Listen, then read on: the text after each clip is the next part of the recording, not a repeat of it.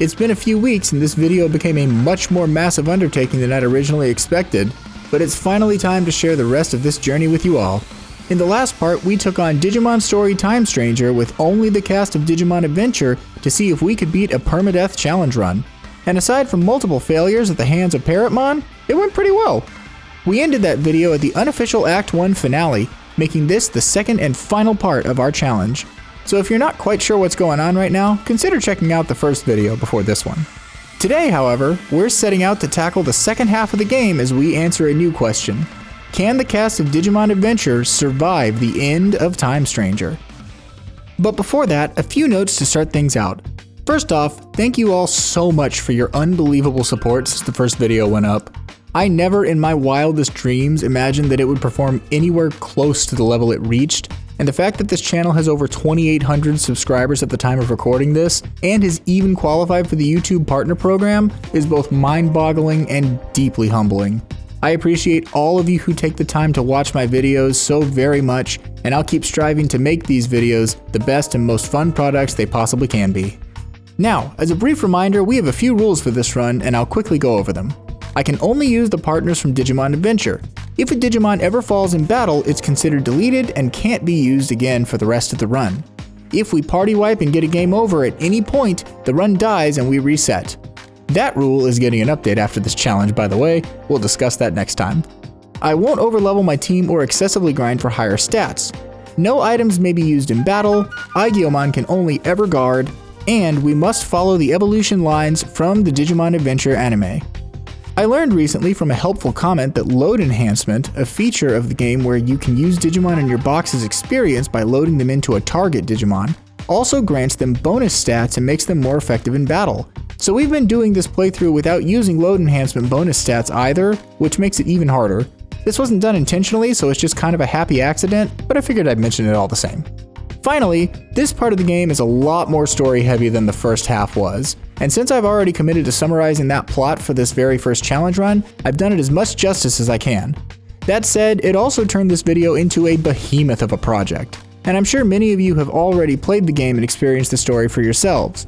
So if you aren't interested in the retelling of Time Stranger's plot, I'll clearly mark each story section with chapters and timestamps in the description. That way you can skip over the plot and get right to the action if you want to. With all that said, we have a very long way to go to get to the end of this game, so it's high time we start the show. We've taken the liberty of reserving the same seat for you as last time, so please, relax and enjoy yourself. Welcome, dear guest, to Digimon Challenge Theatre.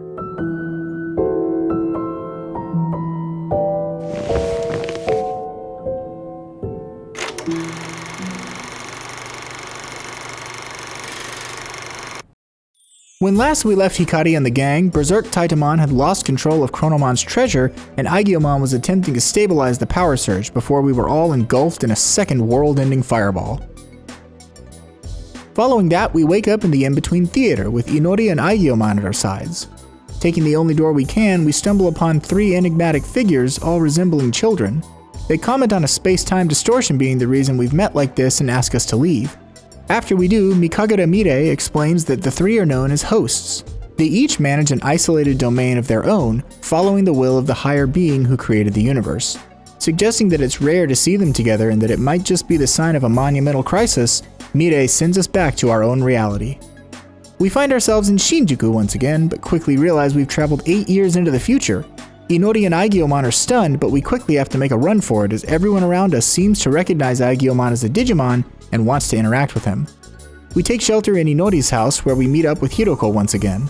She has an emotional reunion with Inori and then tells us that after the incident with Titamon, a hole opened between the worlds and Digimon flooded into Tokyo. They were corralled behind a wall of hope in a Digimon ward where they've been isolated from the rest of society, seen as a danger. She explains that Inori's father returned to work for public safety after her disappearance, helping to transform the agency into DSAT, an organization that attempts to control Digimon with military force. It was this group that sequestered the Digimon behind the wall in the first place, and upon leaving Inori's home, were immediately captured by Kuroi Shota, a former public safety agent who now works for this new agency. Our confinement doesn't last long though, as we're freed by Shiroki Asuna, the other member of the public safety duo we once helped. She's long since cut ties with DSAT over their barbaric methods and now aids Dr. Monica Simmons in a sort of resistance effort. We travel through a part of the lab where we see Digimon in stasis being experimented on to some unknown end, and on our way out of the compound, we see a familiar sight. Asuna takes us to Rebellion Village deep in the Shinjuku underground, where we find all the former residents of Central Town, including a wounded Mercurymon. We offer to make peace between the three warring factions, the Digimon of Iliad, the Titans, and the humans, and set out for Central Town, but not before Mercurymon's assistant asks us to track down a well-known healer Digimon to hopefully cure their leader before he succumbs to his wounds. Arriving in a Titan-controlled Central Town, we head to the Warrior's Watering Hole where we meet Ranamon, an unassuming Titan who sympathizes with us and offers her aid. She's going to meet with the healer Digimon we were told about and offers to bring us along, leading us to Master Blimpmon who flies us to the Abyss area. With the current under Titan control, the seas have run red and the atmosphere is choked with haze. Even so, we seek out the healer and discover Venusmon, the ultimate evolution of Shellmon, whom we met last time we were here. We offer to aid her in bringing peace to the Abyss area so she'll be free to leave and heal Mercurymon. And so she entrusts us with a gift of wine for the leader of the Abyss Titans, a gift meant to maintain the shaky ceasefire the two sides have agreed to. We set out to make the delivery, but along the way we're ambushed by SkullSeadramon, and the first boss fight of Act 2 finally begins. With Submarimon at our side and equipment to completely prevent paralysis, we lead with Aegiomon, Digimon, and Wergarudamon, who makes his boss fight debut by immediately swapping to Holy Aegiomon. This is because the body section of SkullSeadramon that we're currently targeting fully reflects physical attacks. Holy Aegiomon raises everyone's crit rate before Aegiomon does good damage to the boss. Nidimon is wearing the known bug item again, which auto-reverses her at the start of the battle. She'll be wearing this piece of equipment more often than not, so I may not always comment on it, but if she has that little green triangle on her status bar, it means she's already reversed. She does decent damage before the party gets hit by a dark attack, one I wasn't fully prepared for. The resource I use to confirm boss weaknesses doesn't always list the element a boss attacks with, so I was just kinda rolling with the punches here. Guess I came up a little short, but at least it wasn't worse than that. Aegiomon heals everyone back to max with Aura, before Nidimon takes up her post as our Angel of Overhealing and sends our HP soaring into the 5,000 to 6,000 range. SkullSeadramon moves and now we're focused on its tail, which fully reflects magic attacks. Now it's time for the backline to take over, where Garudamon and Zudomon hit the field, doing okay damage before being joined by TyrantKabuterimon. It isn't long before we force the next section out from hiding one of his antennas. Aegiomon returns to the field and does good damage as usual before Digimon takes Zudomon's place and overheals the field again. Aegiomon takes a pretty hard hit from a Magic Charge Nightmare 3, but thanks to Digimon, she's not in that much danger. A few more rounds of damage and SkullSeadramon finally begins charging his ultimate attack, revealing the core that hides in his mouth. This target is incredibly weak defensively, so the mostly poor damage we've done until now is about to skyrocket. Where Garudamon hits for solid damage before Aegiomon absolutely blasts the core, dropping that white stance bar significantly. Holy Aegiomon returns to the field and does excellent damage to both health bars himself. Where Garudamon breaks the stance and does solid damage, but I'd actually been hoping he wouldn't deplete the white bar completely. If I'd been able to get one more attack off with Holy Aegiomon, it might have been possible to one-cycle the boss before he hit again and made us refight the other sections. Or at least we'd have been close enough that we might have been able to take him down a bit faster. Well, we continue. A few more rounds of damage to the body section leaves Aegiomon, TyrantKabuterimon, and Holy Aegiomon in a decent position. Our target swaps to the antenna again, and where Garudamon takes TyrantKabuterimon's place since he hits notably harder in general. Another solid turn of damage leaves SkullSeadramon on death's door, but unfortunately he's not out of tricks just yet. Hellcrusher 3 comes out and lands a devastating critical hit on Holy Aegiomon, dropping him to dangerously low health, but he survives the next attack all the same. Now all he needs to do is avoid being targeted by the next attack, and I'll swap him out for someone else.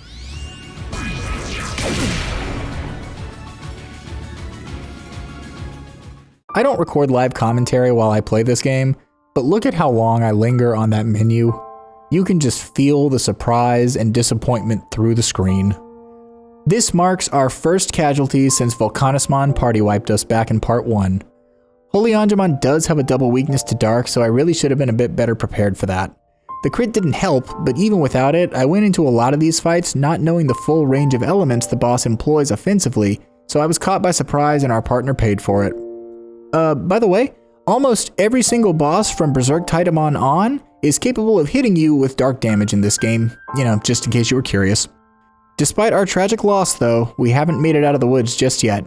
Digimon takes the fallen angel's place, and after another turn of good damage, the core opens one more time, where Garudamon avenges our fallen ally, winning us the battle, but it's with a heavy heart that we continue onwards. Rest easy, Holy Aegiomon. We'll see you on the other side. We arrive at the Titan throne room where we encounter Neptunemon, who quickly reveals himself as the Aegiomon we helped 8 years ago. He's been training since then, and not only has he evolved, but he's become the leader of the Abyss Area Titans just like he promised. He still wants peace and has been trying to avoid more bloodshed ever since he took over. We present him with Venusmon's offering before returning to her and sharing the good news about Neptunemon's identity. Venusmon, however, seems shocked and upset, and it quickly becomes apparent that not everything is as it seems.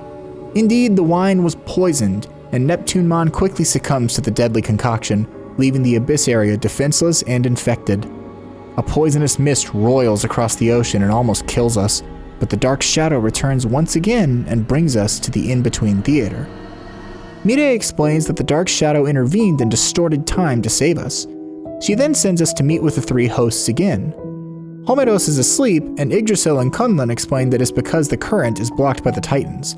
They can't interfere with Homeros's world directly, that is to say the world we live in, but instead tell us that Mireille has prepared a gift for us. She explains that Aegiomon has awakened to his power to control time after absorbing Chronomon's treasure and takes us to the theater. Mireille tells a sad story of the misunderstanding between Venusmon and Neptunemon, both old friends who no longer recognize the other due to their evolutions, that led to the tragic death of the Titan leader and the poisoning of the sea.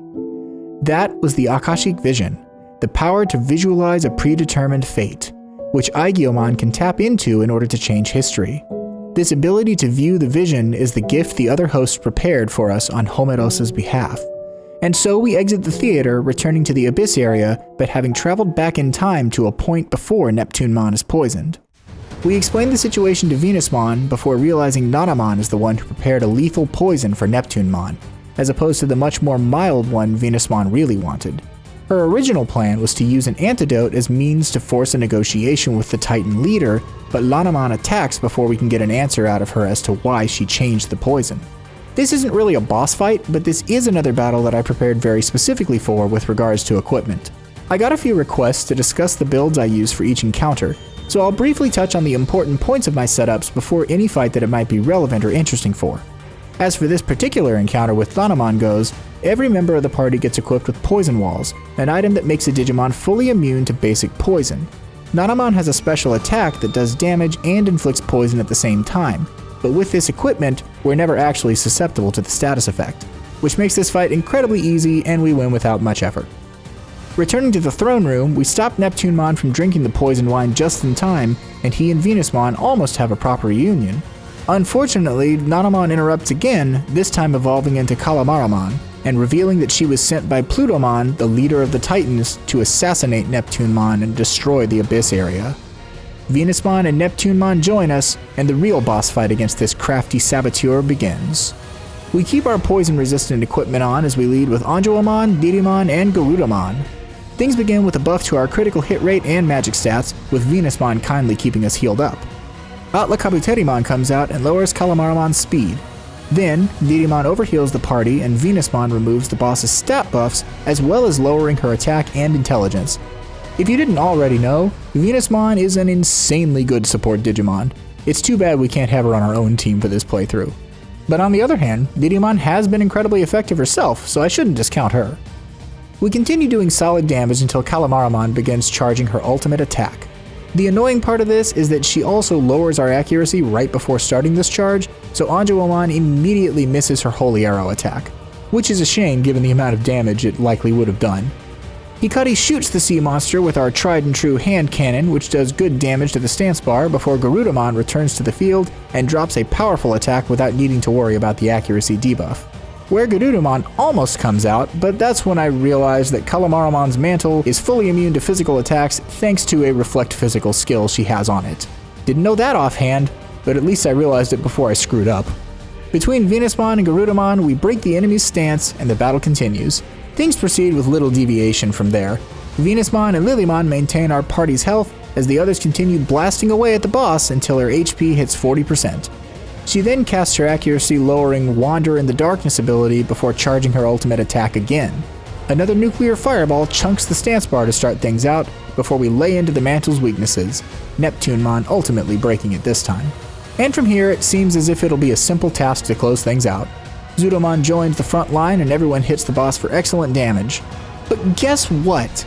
Calamaramon can throw around dark skills too, even though she hasn't used one this entire battle.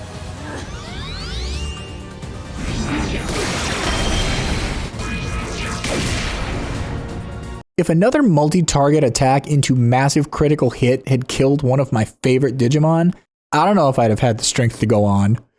Venusmon heals the party though, and I'm so grateful she did because she probably saved Aegiomon's life. Another dark attack leaves our most effective damage dealer uncomfortably low on HP, so I immediately swap her out for Garudamon, and we finally succeed in putting Calamaramon down in just a few more attacks. I don't like the sharp turn that could have taken right at the finish line. We'll have to be very careful about unexpected dark attacks going forward. After succeeding in saving Neptunemon, we find ourselves in the theater again. Mide tells a much happier story this time about Venusmon and Neptunemon being reunited, and then reveals that Homedos released the power of the Sacred Current before she fell asleep. We already have access to parts of it, but we can only tap into its full power by uniting 11 other apostles of Iliad. Neptunemon and Venusmon are the first two. And so our quest for the rest of the game is revealed to us. Aegiomon gains a new evolution form that we'll literally never use, and we return to the present. Back in Rebellion Village, Venusmon explains that Mercurymon has been poisoned by a similar concoction to the one Neptunemon was targeted with. To cure him, we'll need to find a special fruit that grows in the Gear Forest, and so our next destination is set. We head to Gear Forest Village, aided by Griffomon along the way, but find it completely deserted. Fearing the worst, we head for the Sanctuary. There we find Bacchusmon in a stupor. He explains that he'd given up alcohol but still found himself dead asleep when the Titans attacked the village. He blames his old habits and explains that when he arrived here, he found Sirenmon gone, her life having been lost to the enemy as she stood against them all by herself. Consumed by guilt at the loss of his retainer and so many other villagers, Bacchusmon poisoned himself just before we arrived, and we witnessed the end of his life. The Dark Shadow appears again though, and Aegiomon accepts it this time, transporting us back to the theater. Mide tells a sad story revealing to us the truth. A Titan assassin put Bacchusmon and the other villagers to sleep while the enemy invaded. And so we travel back in time again to prevent this tragedy. We traverse the forest once more, this time aided by Lotusmon, before arriving at the village. There, we witness everyone fall into a deep sleep at the same time, the three of us succumbing to it as well. We awaken in an outer dungeon, a dreamscape where we snap Bacchusmon from his stupor and enlist his aid, and it isn't long before we find the culprit, a Titan named Witchmon. She wants revenge on Aegiomon because Titamon disappeared after our fight with him in Shinjuku 8 years ago. And so, with Bacchusmon and Lotusmon at our side, the fight begins. With Witchmon being a data type, I've equipped Andromon with the known bug to start things out, leading with her, Metal Greymon, and Garudamon, who immediately gets put to sleep. Don't ask me why I didn't think to put sleep-resistant gear on my Digimon for this fight. I don't even know. Past me just dropped the ball on that one. Aegiomon reverses the sleeping Garudamon to protect her while she's indisposed, and Nidimon takes Metal Greymon's place, blasting Witchmon with Flow Cannon and confirming that she's immune to paralysis. Aegiomon and Nidimon are both wearing multi-walls at least, which makes them fully immune to all status effects, easily blocking Witchmon's attempts to put them to sleep. Nidimon overheals the party, and Witchmon begins charging her ultimate ability. Garudamon starts things off wonderfully by missing her first attack on the arm. Cool. Luckily, Aegiomon makes up for it and does solid damage. One massive fireball from Hikari leaves the boss's stance bar at about half, and after a full 2 turns of damage, Bacchusmon breaks the charge just in time. A few more turns pass of trading damage and healing the party, before Witchmon starts charging her ultimate for a second time. Once again, Garudamon misses her attack, and once again Hikari blasts the hell out of the stance bar. Some things just never change. Kinda like Aegiomon doing amazing health and stance damage. Unfortunately, we don't break Witchmon's stance in time, and she gets ready to unleash her most powerful attack. Nidimon takes Garudamon's place because of her higher HP total, and the party guards, bracing for impact. The damage isn't too bad, but the injury status is a bit more annoying, keeping us from both healing or overhealing any HP. But we can just take a little time to cure it before continuing to do solid damage to the boss, who puts Metal Greymon to sleep before charging her ultimate again with very little HP left. That's a pretty greedy play from Witchmon, don't you think? And just like against the boss Greymon in the first part, Garudamon punishes this by just blasting her directly, winning us the battle. After defeating Witchmon, we all wake up in the village again, Bacchusmon joining us as we race to the sanctuary. There we find Sirenmon valiantly defending the world tree from TyrantKabuterimon, but she's no match for him by herself. This time, however, we're not too late to help her, and our next boss fight begins immediately. Our front line this time is Aegiomon, Digimon, and Garudamon. Bacchusmon continues to aid us while Sirenmon offers her support as well. Digimon begins raising the party's HP, and Bacchusmon succeeds in paralyzing TyrantKabuterimon, which is helpful as he might lose out on a few turns because of it. This boss is a little dangerous in that he gets to act up to 4 times in a row, so we'll have to be careful. Metal Greymon takes Digimon's place and blasts the boss for solid damage. Sirenmon lowers the enemy's defense, but TyrantKabuterimon's signature attack, Shine of B, does massive damage to the party, dropping Metal Greymon and Garudamon to half HP. Luckily they survive, but they're getting hit awfully hard. We can't take chances with their lives here. Aegiomon heals everyone up to nearly full HP, and Metal Greymon swaps for the Angel of Overhealing herself, who gets the party much better situated. Another Shine of B does frankly enormous damage for this stage of the game, but does cost the boss his next turn. Tyrant Shield then gives him resistances to every element before even creating a barrier that cuts physical and magic damage. Effectively, we're wasting our time to try attacking the boss right now. So instead, we guard with everyone except Digimon, who overheals the party in preparation for another assault. A big chunk of damage from Shine of B drains our health, but we take the round okay otherwise. Aegiomon retaliates with good damage now that the resistances have worn off, and Digimon buffs the team's defense. In an attempt to slow the frequency of attacks, Kabuterimon launches Hornbuster to lower the boss's speed. This doesn't really help. Luckily, Sirenmon shows up big time by confusing the boss with an extra strike, and TyrantKabuterimon wastes most of his turns just swinging randomly with basic attacks. Metal Greymon takes Kabuterimon's place, and the team continues to do as much damage as possible, eventually bringing the boss down to 40% health. At Sirenmon's encouragement, Bacchusmon transforms into his drunken mode, doing excellent damage to the boss as a result. Though he falls asleep as a consequence of that attack, Sirenmon quickly wakes him with Meditator. They really do make a great team, those two. Shine of B makes a comeback and does big damage before TyrantKabuterimon stacks his resistances and buffs again, buying him a bit more time. Metal Greymon swaps for the much healthier Kabuterimon, and everyone guards but Digimon, who again takes her turn to heal everyone up. Isn't this the exact same thing we did last time? With the boss's buffs gone and no ultimate attack to worry about in this fight, we unload a nuclear fireball in his face for good damage. The team continues to blast away at the boss from here with little interruption, and eventually Digimon closes out the battle, everyone making it out in one piece. Well, almost everyone. As the fight ends, Sirenmon succumbs to her wounds and seems to pass away, but Bacchusmon assures us that she's just recuperating as the sapling she left behind. After a time, she'll return to the world and continue forward at his side just like before. And so, another tragedy is avoided. We return to the theater, Mide tells a glad story about the pair that protects the forest, Bacchusmon joins the apostles, and we're sent back to the present yet again with another Aegiomon evolution to add to the collection. It will also never be used. We head back to Rebellion Village where Mercurymon asks us to investigate the Factorial area. It's been transformed completely from the ironworks it used to be into a sports arena for fighting called the High-Rise Coliseum, also known as the Paradise Coliseum. We learn that the champion is a titan named Callismon, who evidently used to be the older Bearmon brother from Central Town. We track down the younger brother, arriving at the Shinjuku Underground Arena, a battle coliseum in the material world. Here, the younger Bearmon brother, now having evolved into Leomon, reigns as champion. We fight through the Coliseum, beat him in a battle, and learn that he believes the Titans killed his brother, which is why he's honing his strength for revenge. We tell him what really happened, and he insists on going alone to fight Callismon. Inori argues that families shouldn't fight, but instead try to reconcile with each other, and finally Leomon relents and joins us. But we first respond to a call from Hiroko, while our new ally gets ready for the challenge to come. Hiroko wants Inori to see the anime she's been working on creating these past 8 years, and makes her promise not to disappear again before it airs tomorrow. She agrees and we return to the Factorial area, only to find chaos engulfing the place. Leomon went alone to face Callismon and ultimately ended up being killed by his own brother. Aegiomon succeeds in summoning the Dark Shadow and initiating time travel to the theater at will, and so the Akashic Vision begins.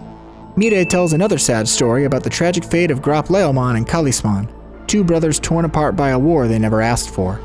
We go back in time to the Shinjuku Underground Arena before Leomon can leave by himself and tell him that he'll die if he goes alone. Inori pleads with him and he relents again, joining us in earnest this time as we return to the Factorial area, foregoing our meeting with Hiroko.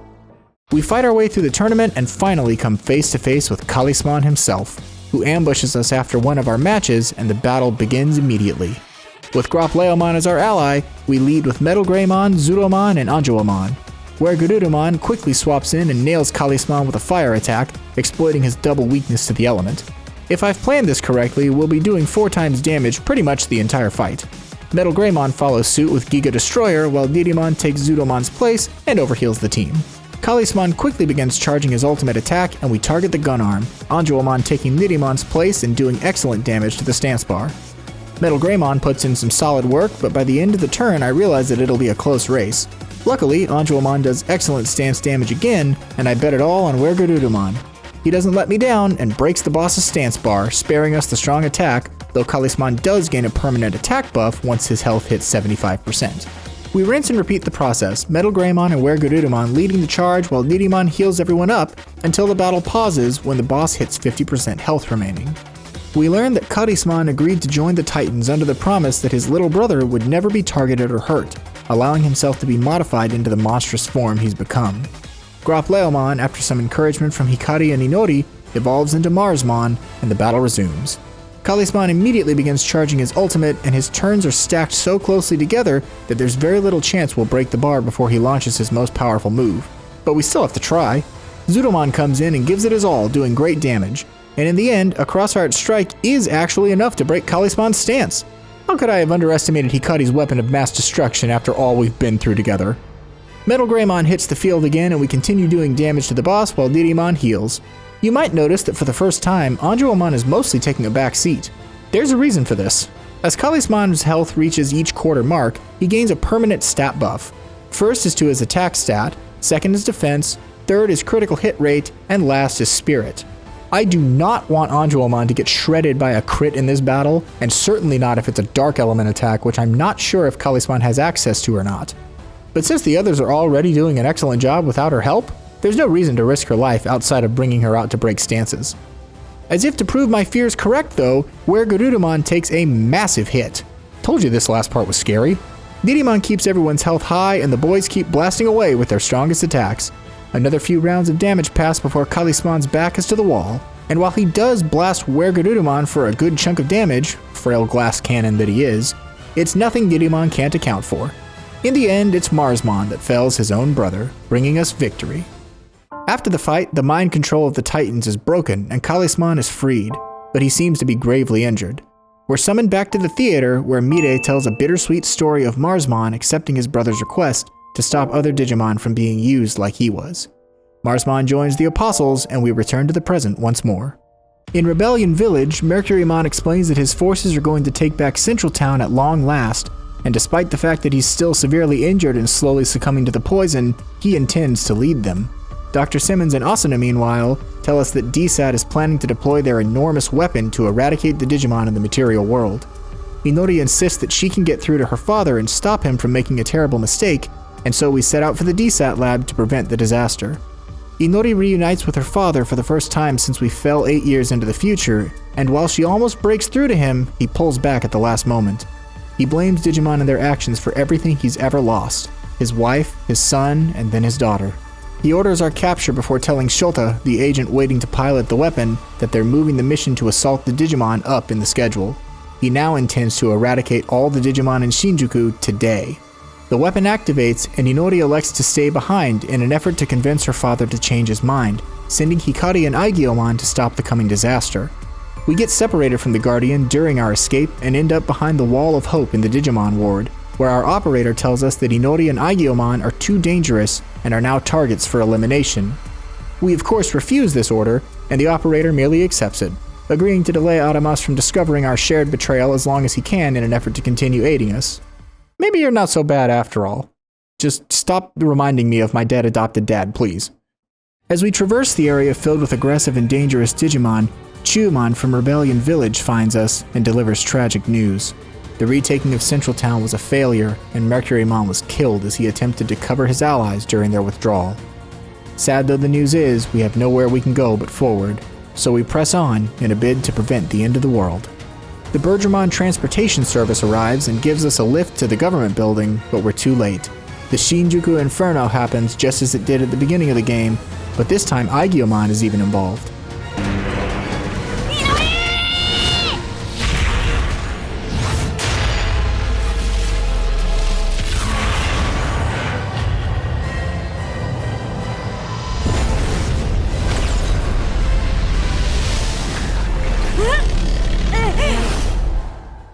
The three of us wind up lost between dimensions before Inori is sucked into a crack between time and space. Aegiomon snaps and becomes the Dark Shadow for a moment before fully transforming into a Dark Evolution and racing after her, leaving us behind. We awaken in the theater alone this time, where we're told the Akashic Vision will still play for even just one person. We take our seat and the show begins. Mide tells a sad story about the tragic passing of Mercurymon before we travel back in time to Rebellion Town prior to the Inferno. Venusmon contacts us and says she's found the fruit she needs to cure the poison, and Hikari hurries to stop Mercurymon from leaving. We succeed in delaying him only after revealing that we've traveled through time to save his life. And finally, Venusmon returns and uses the fruit she gathered from Sirenmon's sapling to remove the deadly poison from Mercurymon.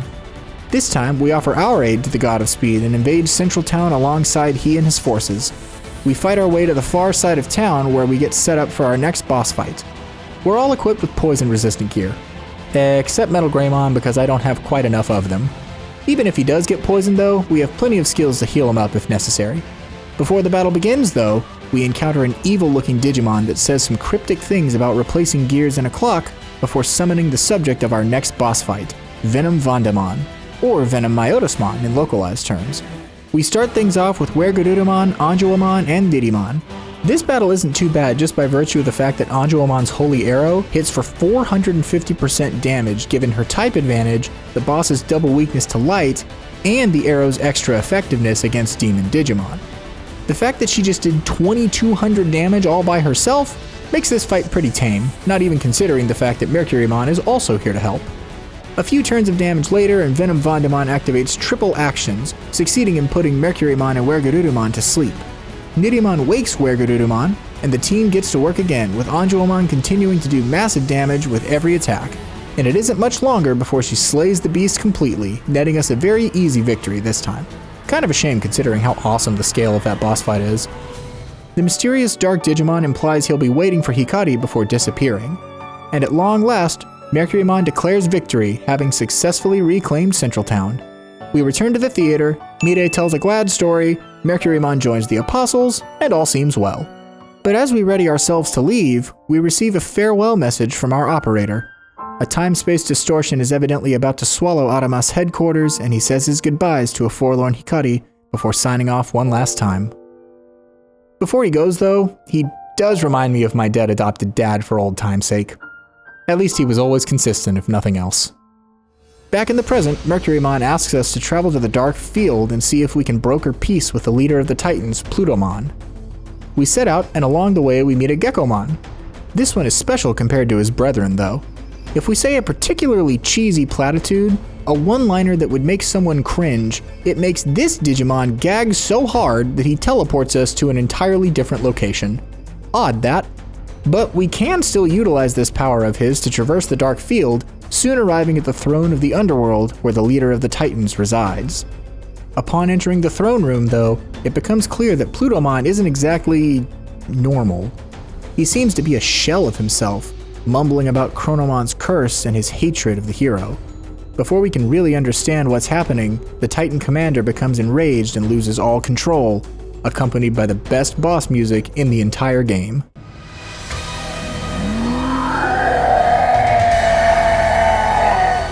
See, Hikari and Gekomon were right about this not exactly being Plutomon. This is Zombie Plutomon, the reanimated corpse of the Titan leader that now appears to be on a mindless warpath.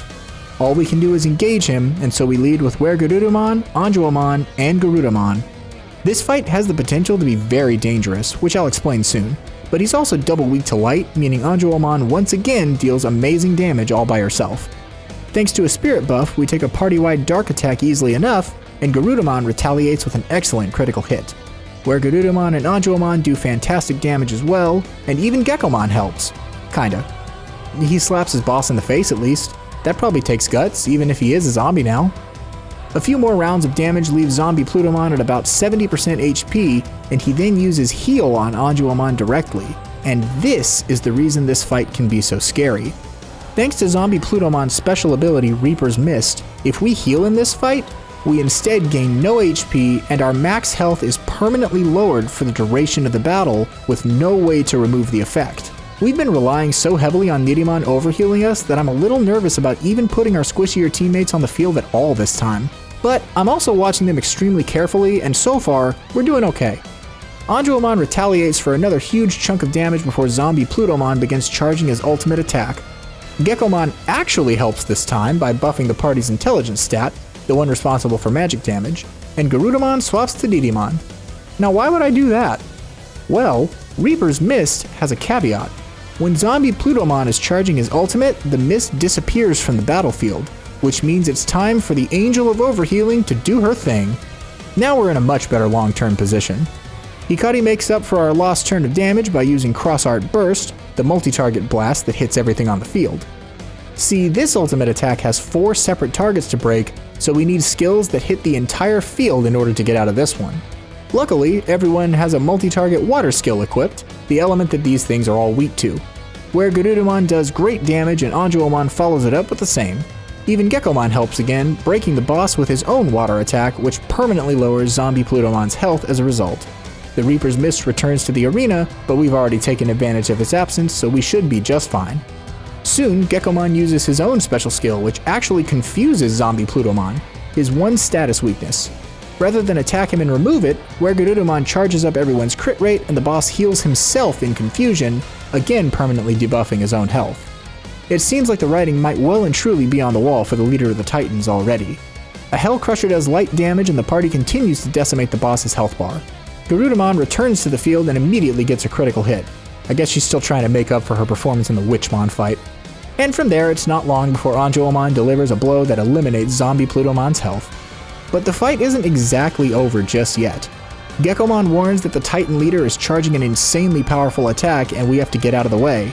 Hikari spouts off another cheesy one-liner and we warp out of the way just in time to dodge Hell's Slice.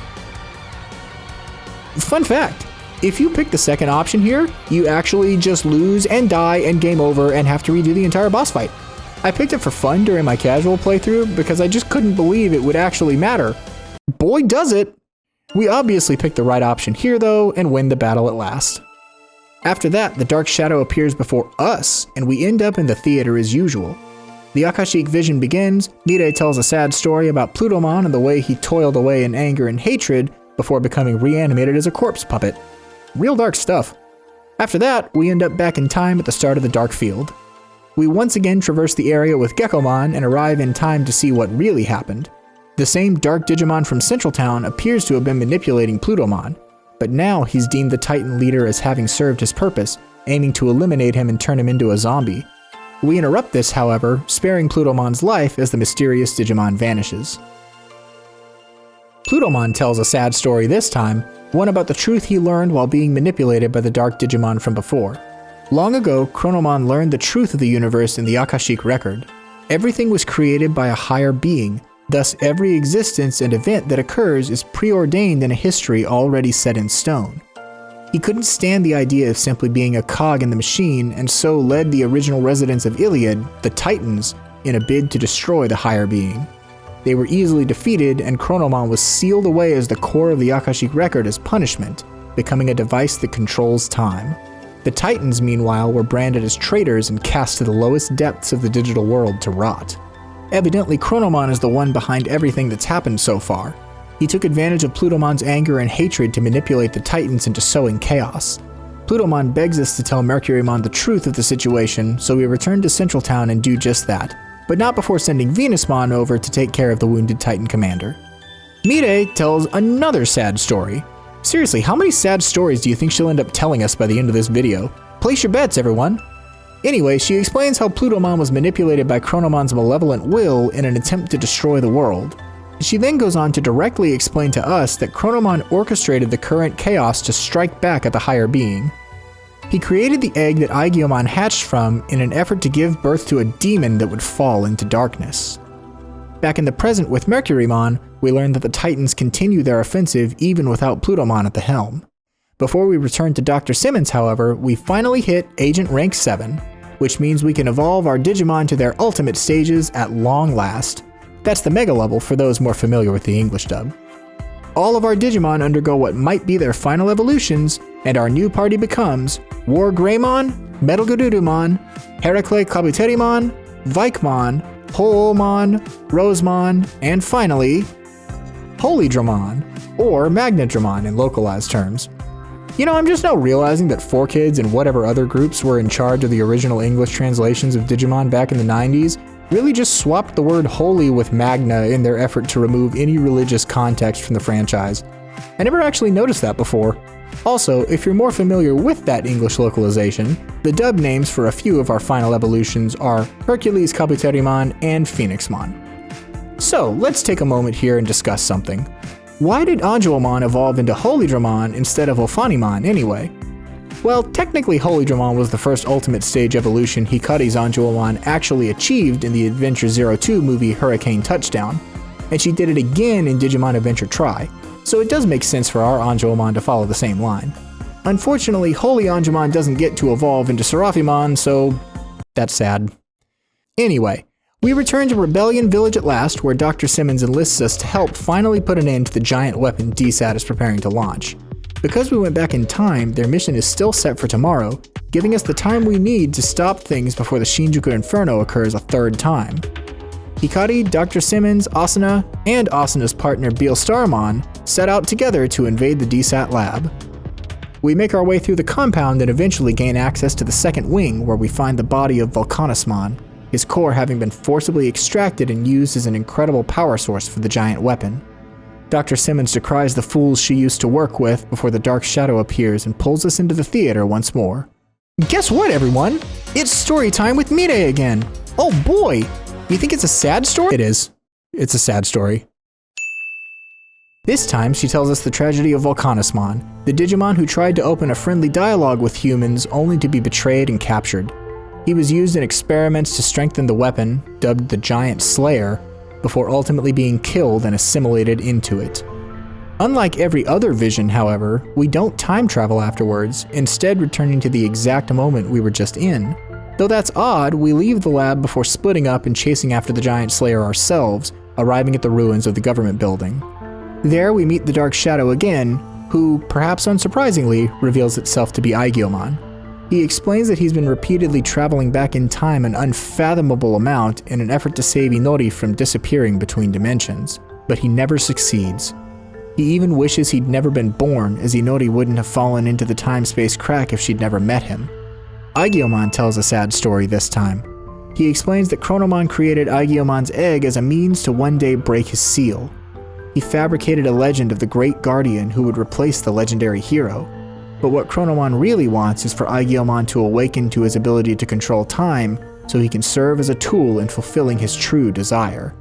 Mide steps in, unhappy that anyone other than her is telling us a sad story, and quickly takes the reins back. She explains that all the chaos and suffering we've seen has been orchestrated by Chronomon in order to push Aegiomon to this point of despair, but we weren't part of his calculations and might still be able to bring Aegiomon back to his senses. Finally, we leave the theater and successfully travel back in time, waking up in front of the Giant Slayer in the DSAT lab. We head immediately to Volcanismon and find him alive, freeing him from his imprisonment. He mistakes us for Aegiomon for a moment before coming to his senses, but before we can escape, Dr. Kuga arrives. This is the man most responsible for all the atrocities being committed on Digimon by humans. The sniveling coward used to work under Dr. Simmons and has an enormous inferiority complex when it comes to her. All we have to do is mention her name and he runs away screaming. Loser.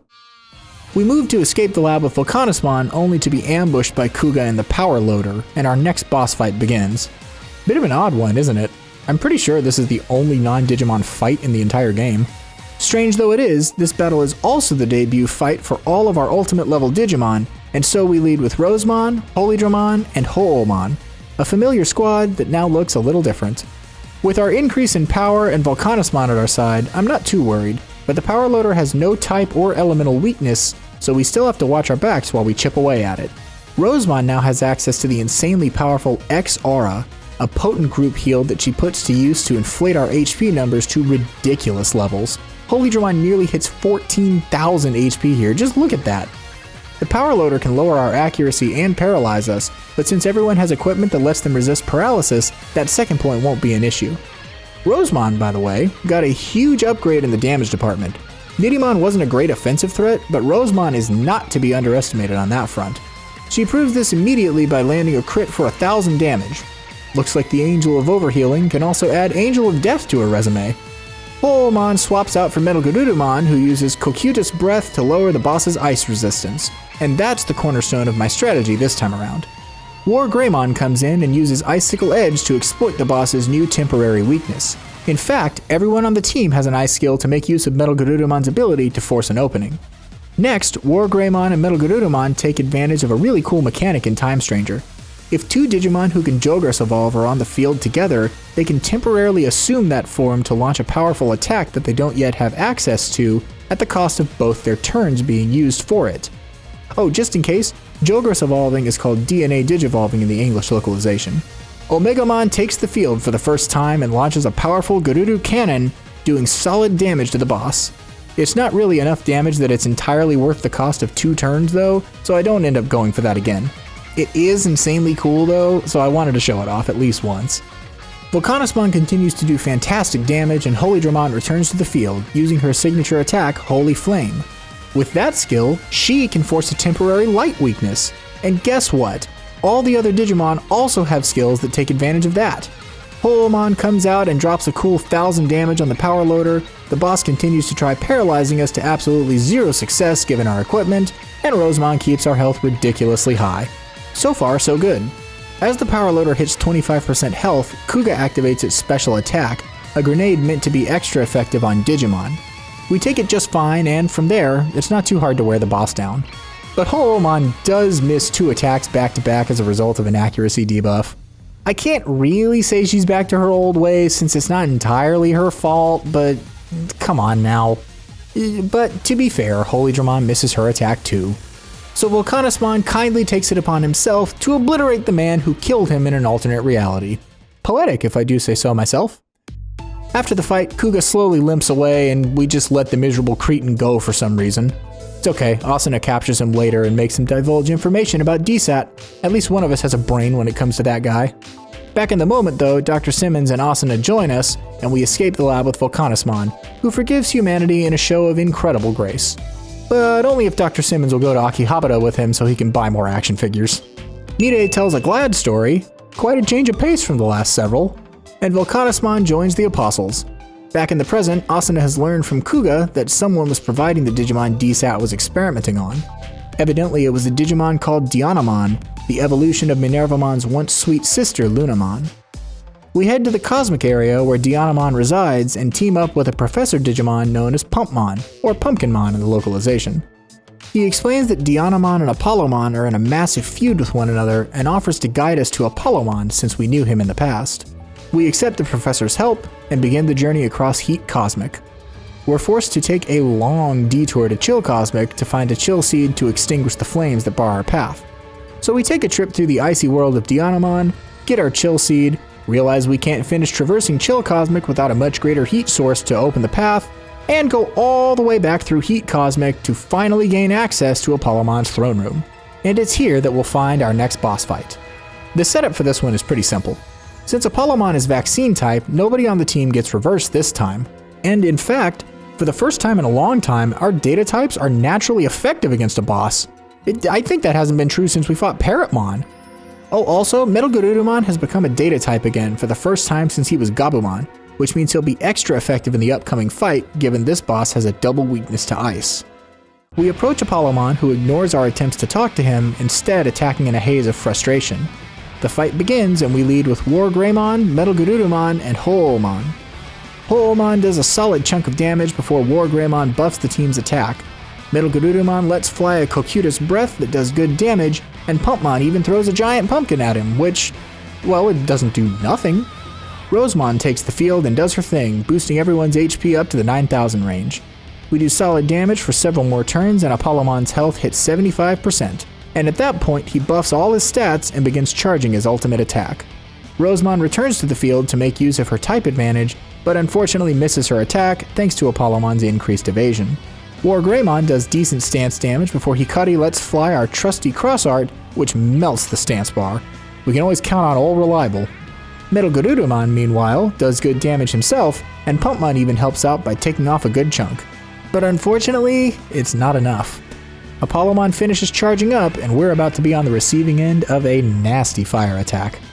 Wargreymon guards since he naturally resists fire, but MetalGarudomon does not.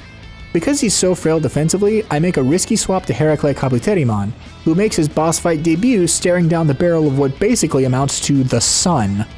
He is weak to fire, but his defensive stats are so high that I feel more confident in his ability to tank the incoming hit than I do in MetalGarudomon's or Holydramon's. Rosemon swaps for Ho'omon, who also resists fire, and the entire field braces for the incoming attack. Apollomon launches Soul Blaster, and everyone takes a huge chunk of damage. But, as I thought, TyrantKabuterimon weathers the storm pretty well, and we survive without losing anyone. Rosemon takes Wargreymon's place and heals the two most damaged members of the party to well above their max HP before MetalGarudomon hits the field again. He gives the party a crit boost to play into Ho'omon's increased crit chances thanks to her gear. Unfortunately, we aren't rewarded this time, but we still do solid damage. Just want to share this with you. At some point, Apollomon uses Phoebus Blow, one of his signature attacks, and absolutely obliterates Pumpmon with it. Good. That'll make more sense later, but just, he deserves it. Anyway, we continue the usual rhythm of Rosemon healing combined with exploiting Apollomon's double weakness to ice, and eventually he's down to half health. He buffs all his stats again and starts charging his ultimate, but the stance damage from last time still remains, so we have a much easier time dealing with him. One laser blast from Hikari is almost enough to break his stance by itself, and Rosemon finishes the job, sparing us another wicked fireball. The same song and dance continues until he falls to about 20% HP, where he again buffs up and charges his ultimate attack. This time we're unlikely to break the stance if past experience is anything to go by, but we give it our best shot all the same. Between Hikari's gun, MetalGarudomon's excellent damage, and Rosemon's rather surprising new effectiveness as a damage dealer, we might actually have a shot. As it turns out, Holydramon's wind attack is enough to break the stance after all, and at this point the battle is all but over. Another round of damage is all it takes to win us the fight, with Rosemon delivering the final blow. She really has become a much more powerful offensive threat. After the battle, Apollomon, formerly Minervamon's brother Chronomon, finally recognizes us. He flies off to confront Dianamon, blasting through Chill Cosmic in a fit of anger. We follow and soon end up in Dianamon's now accessible throne room. Now at this point, you can probably all guess how this plays out. We were too slow, Apollomon and Dianamon kill each other, the Dark Shadow takes us to the theater, Mide tells a sad story, that one doesn't count. And then we time travel to prevent the tragedy. But not this time, we actually show up early for once, and our reward is another boss fight. With Apollomon on our side now, we prepare to face Dianamon. Our build this time is a bit more complicated. Since Dianamon is a data type, 4 of our 7 Digimon are at a disadvantage against her. I could reverse her, but as we learned last time from Parrotmon, we'd then have to reverse her ultimate attack target as well, which tends to waste enough time that we can't stance break very easily. So instead, we'll be reversing key members of our team once more. Wargreymon and Ho'omon get equipped with known bugs to auto-reverse them at the start of the battle, both aiming to target Dianamon's inverted double weakness to ice. There's a fun little common theme between she and her brother when you play it like this. Holydramon brings the character reverse skill as well to reverse herself when she hits the field. And Vikemon even joins us for the first time, his resistance to Dianamon's attacks potentially coming in handy. He's a free type now, by the way, so he has no type weaknesses, but also no advantages. This will prove to be a much bigger limiting factor than it seems like it should be. Oh, everyone has sleep-resistant gear as well.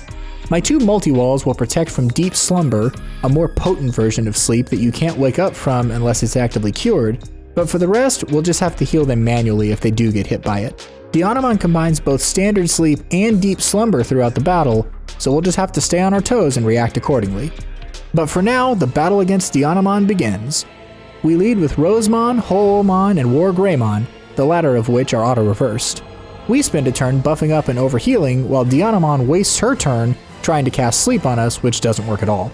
She does solid damage to Wargreymon, but it's nothing Rosemon can't heal off, so things are still fine. We start swinging at her and do very good damage to start things off. Rosemon swaps for Holydramon, who reverses herself, and the team is basically set up now. You know, I've heard of siblings getting into fights before, but this is a little overkill, don't you think? Several more turns of solid damage pass, and we take Dianamon down to nearly 75% HP before she begins charging her ultimate attack. So here's where I'll finally tell you about a problem I had planning for this one.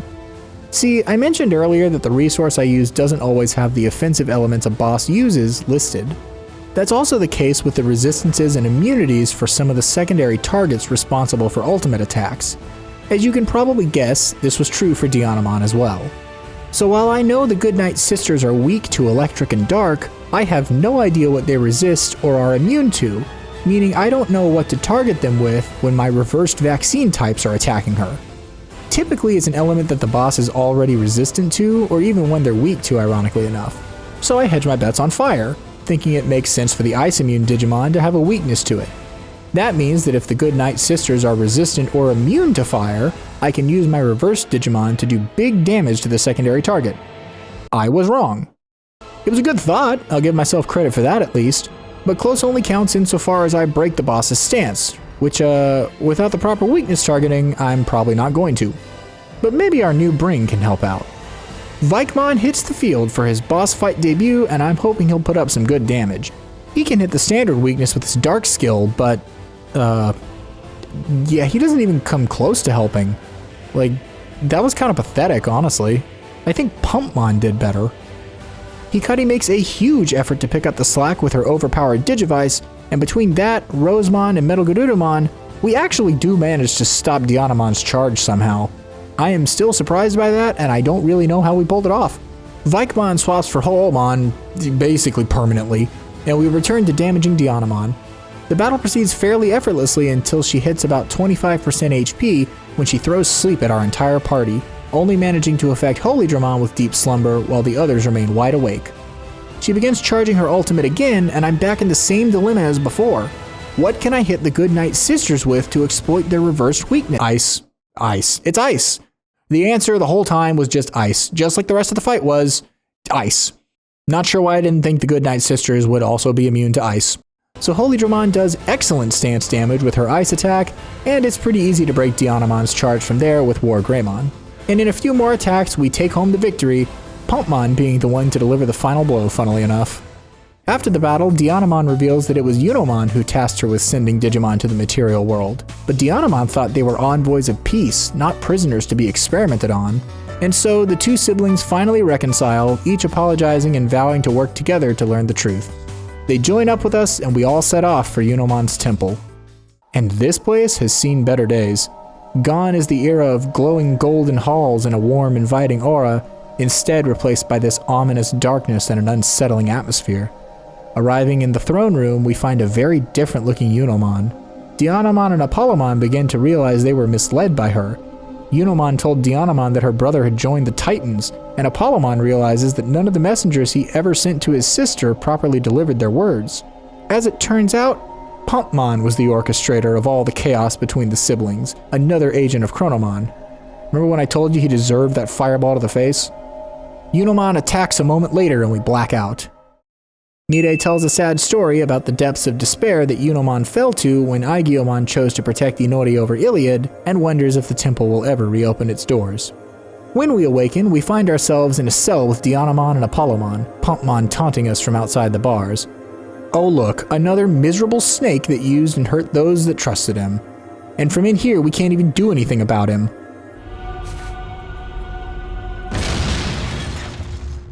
Serves you right, you little slime ball.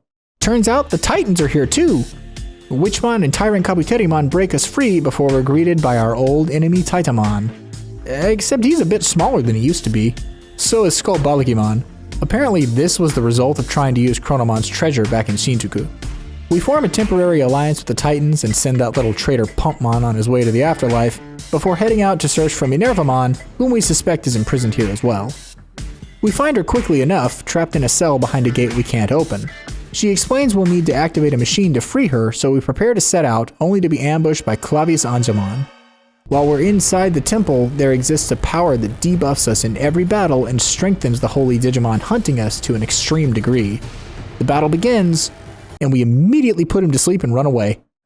If you actually play out that fight, eventually Dianamon is scripted to put him to sleep herself, and that same cutscene plays.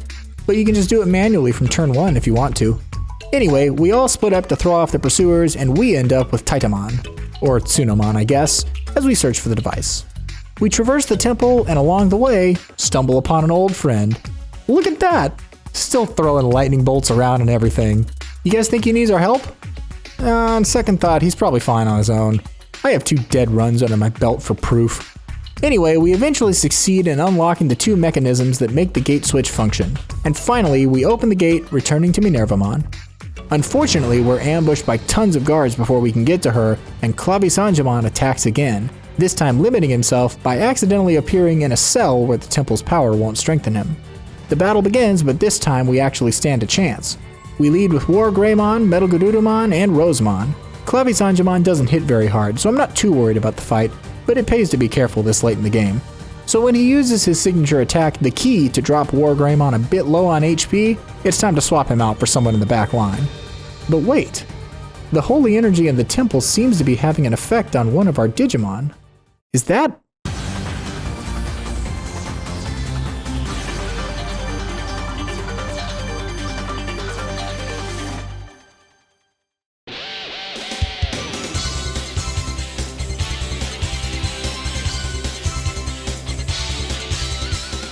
Looks like the power of the Holy Temple allowed Aegiomon to evolve into her other ultimate form, Ophanimon, and she immediately joins the battle in Wargreymon's place. So let's pull back the illusion for a moment. Why did I decide to swap Holydramon with Ophanimon? Well, it's partially because Ophanimon is also an official evolution of Hikari's Aegiomon. In the Digimon Adventure 2020 remake, Aegiomon evolves into both Holydramon and Ophanimon. And at least for a moment in Digimon Adventure Tri, she becomes Ophanimon Fall Down mode. It's not for very long, but it's there. That counts. From a gameplay perspective though, Holydramon just isn't all that great. At least not by comparison.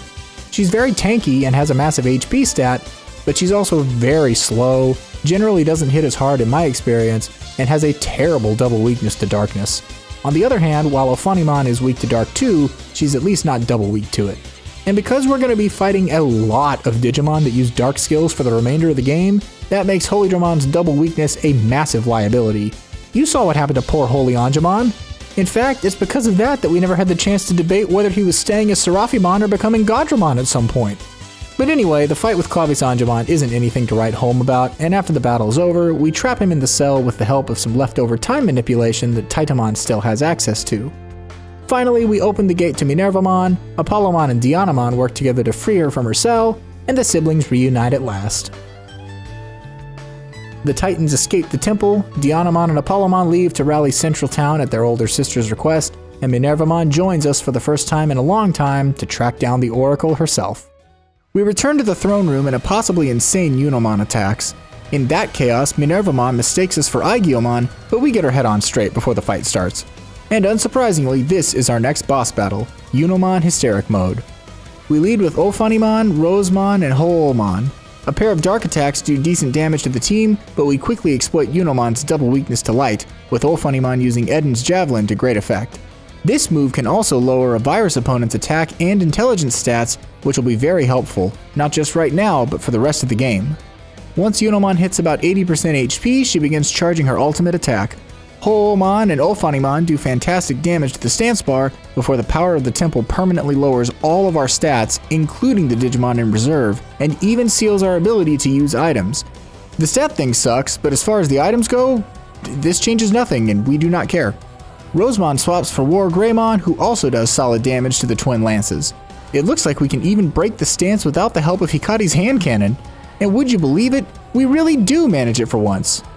Rosemon returns and does excellent damage with an inverted dark weakness, and Hikari shoots Unomon for nearly 2,000 damage. And while the temple's power intermittently lowers our stats even further, we continue attacking and healing as necessary until Unomon hits a quarter HP left and begins charging her ultimate once again. Ulfanimon, Ho'omon, and Wargreymon can't quite get the job done alone, being as debuffed as they are, so Hikari picks up the slack and chunks the stance bar, letting our holy Digimon stop the incoming assault in its tracks. And with that, we pretty much have Unamon beat. In just a few more turns, our newest Digimon, Ulfanimon, delivers the finishing blow and wins us the battle. After the fight ends, the dark Digimon from before is revealed to have been possessing the Oracle. It flees and leaves Unamon behind, who comes back to herself. She explains that she became enslaved to the malevolent will of Chronomon, which took advantage of her jealousy and wormed its way into her heart. She learned that Chronomon wanted to destroy himself after having been sealed in the Akashic record by the higher being. The creator wouldn't allow this, so Chronomon hatched a plan to achieve his goal anyway. Aegiomon is the culmination of this scheme, a being meant to annihilate Chronomon and allow him to attain the freedom he desires. Mide tells a sad story about the way Unamon was possessed and manipulated. She goes on to explain that Aegiomon is not only meant to destroy Chronomon, but to replace him in the Akashic record as the gear that governs time.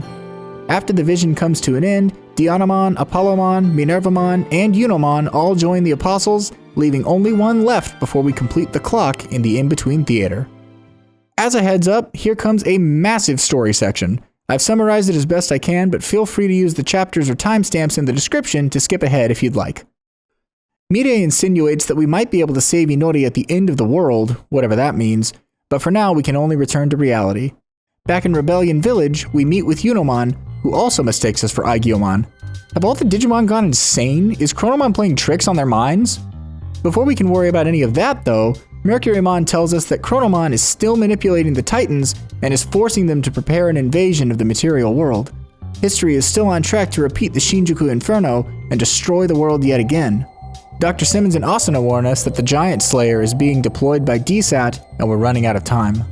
Towards the end of that conversation, Dr. Simmons makes a comment that the Dr. Yuki she respects would never create something so abominable. I haven't really mentioned it till now, but Dr. Simmons seems to know Dr. Yuki personally. He was Hikari's adoptive father and fell into a time-space disturbance long ago.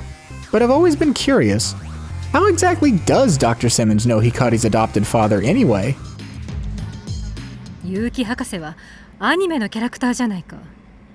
私が愛してやまない作品、エージェントアルファの。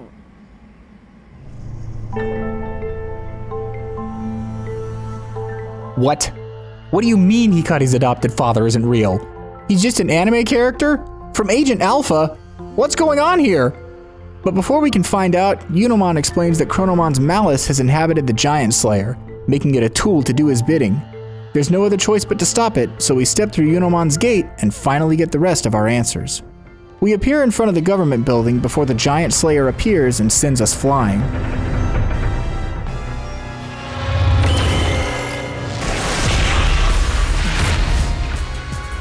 We're saved by the ever-loyal Birdramon, who's transported us the entire game, and we lose consciousness, next waking up in a white space all alone.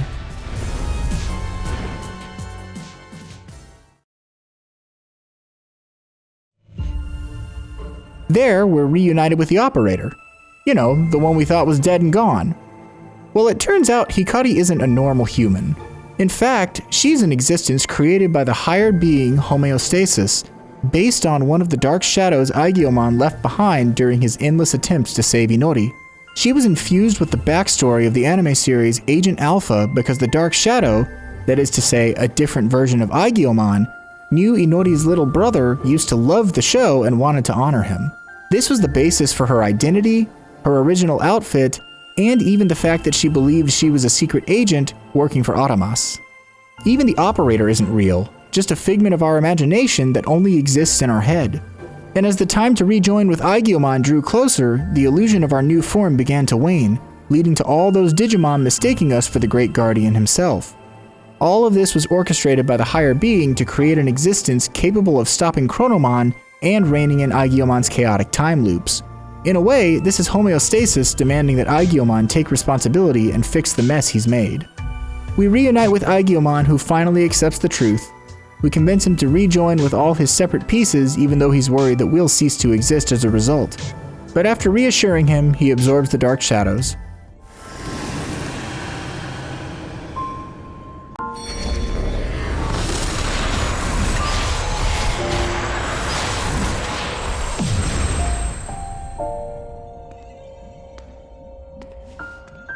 And at last, we return to him as well, once again becoming a whole being.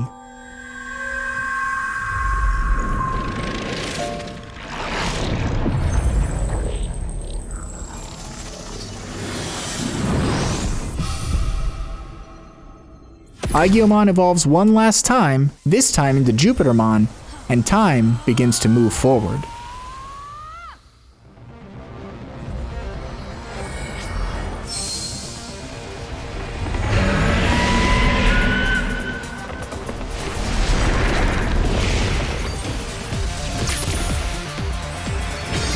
Catastrophe joins the Apostles, and Jupitermon is crowned their leader, releasing the sacred current Homenos granted us and giving rise to the Olympus 12.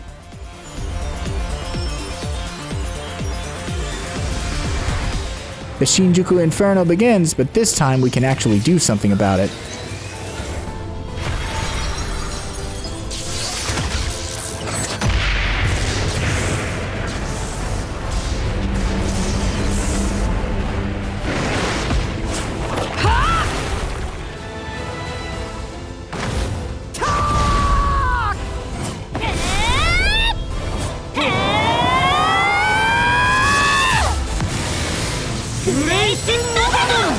Dianamon and Apollomon Jogras evolve into Grace Novamon and tear a hole in space-time to seal the giant slayer inside.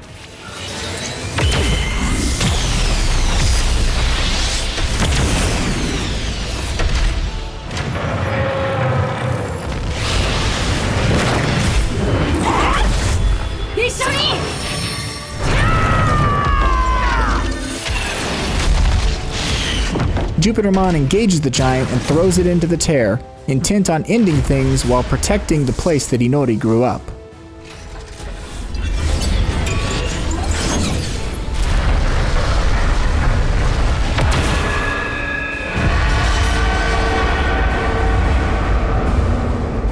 And so begins our next boss fight.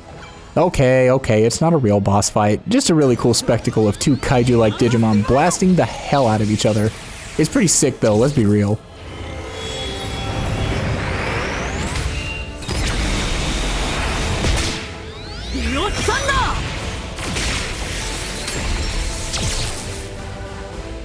And in the end, the two beings capable of controlling time end up destabilizing it as a result of their clash.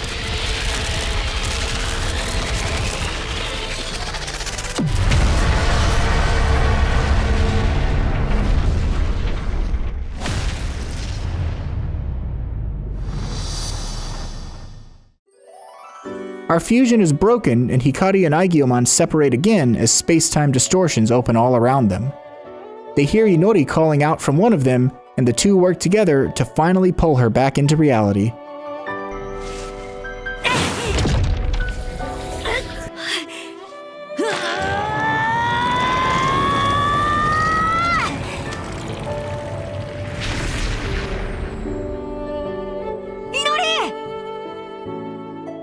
After a tearful reunion with our long-lost friend, we take in what's actually happening around us.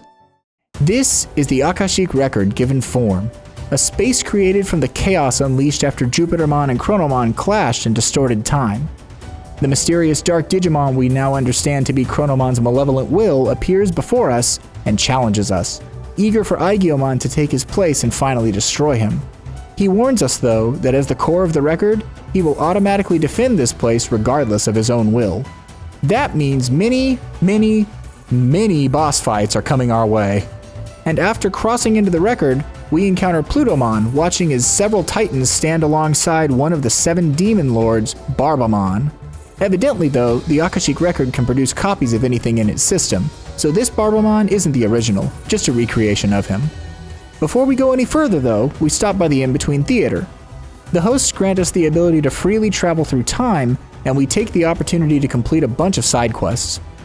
Along the way, we also use some of our resources to buy 2 Dark Guard items from Volcanismon in the past Factorial area, which, perhaps unsurprisingly, guards against a dark weakness when equipped. Ophanimon and Hoomon will be wearing these for basically the rest of the game. With plenty of anomaly points now at our disposal, we finally reach Agent Rank 8, the level we need to achieve to unlock our final stage of evolution. and at long last, Wargreymon and MetalGarudomon Jogress evolve into Omegamon, our one and only super ultimate Digimon. You know, I've heard the term Jogress for a long time now, but I only recently found out it's a portmanteau of joint progress, which I thought was pretty cool. Anyway, back in reality, we agree to buy Plutomon some time to build up his power by challenging Barbamon in battle, and the first of our long gauntlet of boss fights begins. The good news, though, is that none of the Demon Lords have ultimate attacks, so we won't have to worry about breaking their stances, just doing raw damage. That doesn't mean some of the fights don't have their own unique gimmicks, though. We lead with Ophanimon, Rosemon, and our newest addition, Omegamon, alongside the Ogremon squad, and Geckomon as our guest fighters. Aegiomon is back too, and that means he'll be returning to his old ways of guarding incessantly like a coward, even though he just evolved into an insane time god not 30 minutes ago. With Inferno and SkullGreymon flanking the Demon Lord, we'll want to be careful of underestimating their damage, so we buff up the party for the first turn before eating some light hits from the enemies. The fight is pretty easy for the most part, Barbamon's double weakness making him extremely susceptible to our light-wielding vaccine types. Everyone on the field is hitting him for 400% damage, and we quickly take him below half HP. But that's about the time he reverses himself and hits our party for big damage. Alright then, looks like the Demon Lords actually have some tricks. Hoemon swaps for Rosemon, who begins reversing our vaccine types again, starting with Ophanimon. A nasty pair of hits from Pandemonium Lost leaves Rosemon with a relatively low amount of HP, but she heals up the party to over 10,000 almost immediately, so everyone's still just fine. She reverses Omegamon next, and things are back on track. Just to illustrate how back on track they are, Omegamon completely obliterates Barbamon from about 15% total HP remaining. That is a disgusting amount of damage, I love it. And that's also one Demon Lord down. After the fight, Plutomon annihilates the field and we continue on our way. Next we assist Marsmon and a rejuvenated Callismon as they stand against Daemon and his squad of Millenniumon. You know, this thing's way smaller than it was in Adventure 2020. I guess that's a good thing for us though. Anyway, the fighting gets underway with Ophanimon, Rosemon, and Omegamon once again leading the charge. This is pretty much our de facto lead for the next several fights. A quick guard field protects the team as both Millenniumon set up triple actions. They're going to be much bigger problems than the pair that flanked Barbamon in the last fight. The Angel of Overhealing strikes again before we begin chipping away at the enemy. Omegamon just blows up Daemon for a huge chunk of HP, and Ophanimon follows suit with an Eden's Javelin that does the same, lowering his intelligence stat as a bonus. Despite the fact that the party is getting blasted by attack after attack, we're tanking everything very well thanks to our natural resistances and our overhealed HP. I decided to keep targeting down Daemon rather than worrying about the two Millenniumon, partially because they aren't all that threatening even with several actions in a row, and partially because I can't remember if this is like the Barbamon fight where dropping one of them will result in a new one joining the battle until Daemon is gone. Ophanimon gets a nice follow-up attack which inflicts status effects on the two Millenniumon as we keep chunking Daemon's health. At about 25% HP, the Demon Lord activates triple actions himself, but it's too little too late. One more turn of damage between our three Digimon and Daemon falls. But the fight isn't over yet. We still have to take out the pair of Millenniumon, which isn't actually hard at all. We wrap that up in just a few turns and continue on our way towards Chronomon. Next up is the Akashic Forest, where we gather special fruits to power up Bacchusmon so he can break the barricade blocking our progress. Before we can finish our task though, Lilithmon. Before we can finish our task though, Lilith. I have to say her name so much. Before we can finish our task though, Lilithmon and a pack of Cerberomon bar our path.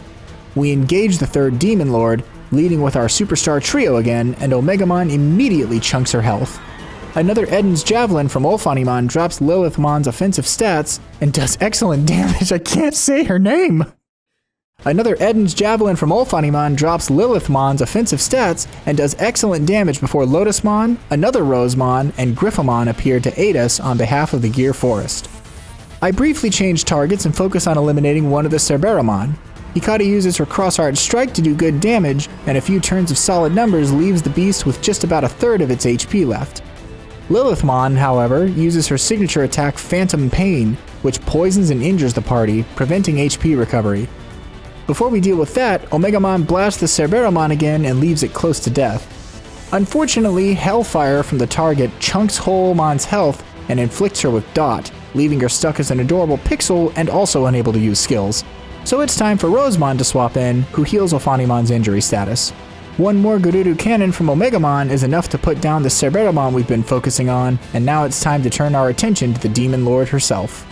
Rosemon starts things off with a big critical hit. It's always a little amusing that reversed Rosemon can hit the Demon Lords with doubly effective dark attacks, something they should normally be immune to. With Lilithmon activating triple actions, Hikari shoots the other Cerberomon just in case we need to take it out, while Omegamon crits the hell out of the Demon Lord, doing a combined 3,600 damage in one attack. Absolutely massive. As the battle continues, Lilithmon keeps poisoning and injuring the party with phantom pain, and after the third time this happens, I decide it's not worth it to cure what she's doing to us and to just destroy her instead. Omegamon does just that, putting the Demon Lord out of our misery before we take a few turns to cure off the lingering injuries from phantom pain. And from there, it isn't long before the last Cerberomon falls, earning us our third victory in this gauntlet. Waymon takes us to the Akashic Abyss, where we aid Venusmon in healing the injured Digimon of the Abyss area, while Neptunemon stalls the next Demon Lord, Leviamon. Sharkmon and the Titans soon show up and lend their aid to the citizens of the Abyss in a show of solidarity, and before you know it, we're ready for our next boss fight. Venusmon and Neptunemon join us as we stare down Leviamon, and I just have to point out that the scale of this battle is fantastic. Look at how awesome this perspective is. Otherwise, there's not much to say about this one. We lead with a tried and true trio, blasting Leviamon with our strongest attacks after an opening overheal. He does light damage in response, but it's not really anything to be too concerned about. An extra attack from Ophanimonn poisons the Demon Lord, and that basically means this fight is over. He takes 2,000 damage from a single poison tick after hitting Ophanimonn, then it happens again immediately. You can see why this one didn't last very long. He acts 3 times in a row and takes a combined 6,000 damage from poison each turn. It also helps that Venusmon can use Peace Fantasia to debuff his offensive stats. That combined with our Angel of Overhealing means he's never going to break through our line. And indeed, he doesn't. The poison ticks leave the Demon Lord extremely low on health, and Neptunemon finishes the fight for us. We travel through one of Unomon's gates, which leads us to a warped section of the Factorial area. There, we track down several rogue Tsumemon that stole the batteries needed to activate the bridge to the next gate. We retrieve them, but the 5th Demon Lord, Lusamon Satan Mode, appears and bars our path. We engage him with Volcanismon and Unomon at our side, leading with the usual suspects. For how intimidating Lusamon looks, you'd think this one would be difficult. But as it turns out, even the god of the Underworld can't stand up to the Digimon Adventure Squad. Everyone blasts him with their strongest attacks, and in one turn, he's already lost about 20% of his health. This continues without incident for a while, and once he hits about 60% HP, Lusamon uses a magic reflect barrier. That doesn't affect Omegamon, but instead of swapping our team around, we just heal and buff the party for a turn while it wears off. Even Lusamon's signature attack, Divine Atonement, doesn't do much damage. Things are pretty simple until Lusamon uses character reverse on himself, just like Barbamon did. Now things are getting a little interesting. But as if poor Lusamon hadn't had his wings clipped enough just yet, Unomon hits him with her signature move, Needle Hive, doing solid damage, but more importantly, poisoning him. So just like with Leviamon, this battle is basically over with or without the character reverse. Omegamon buffs Ophanimonn with Spell Boost to increase the damage of her next magic attack, Rosemon reverses Ophanimonn to make her effective again, and the Holy Digimon goes to town with Sephiroth Crystal. Lusamon just dies from poison after that. A little anticlimactic maybe, but then the whole fight kinda was. We continue across the bridge at last and pass through the next gate. Arriving in Unomon's temple, we aid Minervamon, Dianamon, and Apollomon as they fight back against waves of enemies. But before the younger siblings can prepare their full power to blast away the enemy gate barring our path, Beelzebumon arrives on his motorcycle. Side note, his design is so good, and it always has been. We take on the 6th Demon Lord with Minervamon's assistance, of course leading with the big 3. I'm pretty sure you get the idea of how easy these Demon Lords are for this team at this point. Beelzebumon has some sick looking attacks, but none of them actually do all that much damage, not enough for us to really worry about at any rate. So let's save a little time here. Absolutely nothing of note happens in this battle until his health hits about 40%, when the Demon Lord buffs his critical rate to the max. Now things are a bit more interesting. He still eats a ton of damage before he can try using that crit rate, but once it's his turn again, he uses Chaos Flare and absolutely burns Ophanimonn for nearly 4,000 HP thanks to an unsurprising crit. Now that's a little concerning. Deathslinger targets her next and does 1500 with a second crit, which marks the lowest Ophanemon's health has fallen for maybe the entire game since we got her. You know what happens next though. The Angel of Overhealing makes all those crits absolutely worthless. Great Embrace is more than a little broken, huh? Ophanemon moves to finish the battle with Sephiroth Crystal, but Beelzebumon hangs on with what must be the tiniest amount of HP any boss has survived with so far. Uh-oh, now he gets 3 more attacks. Surely nothing bad will happen this late in the game, right? A Chaos Flare does decent damage to Rosemon, and Deathslinger just outright misses Omegamon before Minervamon wraps this one up. No last-second tragedies today. With the 6th Demon Lord behind us, we finally pass through the gate and wind up in a strange deserted version of Central Town. We've been completely separated from Inori and Aegiomon, and we wander through several familiar locations in a loop, searching out and attacking this strange little Digimon that appears here and there. Eventually, Mercurymon gets through to us with a message, warning that we're in an unstable space. We break through the loop and find a Nanimon in the warrior's watering hole before the creature we've been searching for attacks. This is Belphemon, the 7th and final Demon Lord. But he doesn't look like much of a challenge, does he? His HP is almost gone already. So I spend a turn setting up in the face of this less threatening form. We eat some light damage and a speed drop, but it's a decent trade all things considered. Omegamon hits the beast and, rather than fall, he transforms into his Rage mode, the true boss fight and a much more fitting finale to the Demon Lord Gauntlet. For whatever reason, Nanimon is just kinda here, but refuses to fight or help. Ah well, he does eat hits for us. So for now, he can fill the Aegiomon role of coward who face tanks for the rest of my team sometimes. Anyway, a few turns of solid damage leave Belphemon with about 60% HP before Mercurymon drops in, having finally found us. He joins the fight, and now we have a real ally. As with all the other Demon Lord fights, there's no charge phase, so we just trade damage and heal up in the face of Belphemon's attacks, repeating this process until his HP falls to around 20%. Finally though, Nanimon comes alive and does this.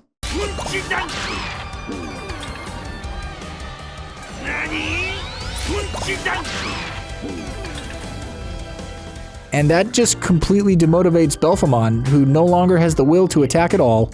Hell, he might have lost the will to live altogether. Seriously, look! All 3 attacks in a row, he just sits there and wonders where his life went so wrong to have ended up in this situation. So Rosemon puts him out of his misery with one final attack. With that, we've finally conquered all 7 Demon Lords. Mercurymon takes us out of the unstable space, and we reunite with Inori, Aegiomon, and the full force of the Apostles of Iliad atop Catastrophe's back. With Chronomon looming in the distance, we prepare the team and get ready for the final battle of the run. But first, this is the team we'll hopefully be taking to the end credits, fully set up and ready to take on Chronomon. This time, I'll take you through the entire build for each of our partners, starting with Ophanemon. She'll be wearing the multi-wall to block all status effects, allowing her to easily cure any other party members who might get afflicted with something. Crit Attachment 1 is to boost her critical hit chance with both Sephiroth Crystal and Power Energy 3, and she's got Restore for a status heal, X-Aura for healing support, and Mental Field to boost the party's spirit stat. Rosemon is next, sporting a very similar build. For her though, she has Dispel to remove stat debuffs, since this is a very long fight we're about to go into, and after the Belphemon fight, I decided it might be important to have a way to counteract several stacks of debuffs that happen in short order. She's also got the Soul Attachment 2 for a little extra boost to her offense and healing. Omegamon also has a similar moveset, and spoiler alert, everyone else does too. For his differences, he has Guard Field to boost party defense, and is running double evasion attachments just to give him a good chance to fully dodge damage here and there. It'll add up in the long final boss fight. Holomon is in a similar situation, this time with Magic Field to boost the party's intelligence stat while wearing 2 curse attachments to boost her crit rate, and as a little bonus, her own intelligence stat as well. Next up is TyrantKabuterimon, who has almost the same build as Omegamon save for Hate Charge to cover the party, which turns out to be useless, and the single target X heal for HP support. Keep that in mind, that'll be important later. And finally, Vikemon. He has less healing and recovery skills and instead has both attack and speed field for general party support in case we need to counteract debuffs or just want some more burst options. And he's running both the physical and vigor attachments to boost his attack, defense, HP, and SP. You'll notice everyone is running a null attack. This is because Chronomon is a no data type and as such has no type weakness.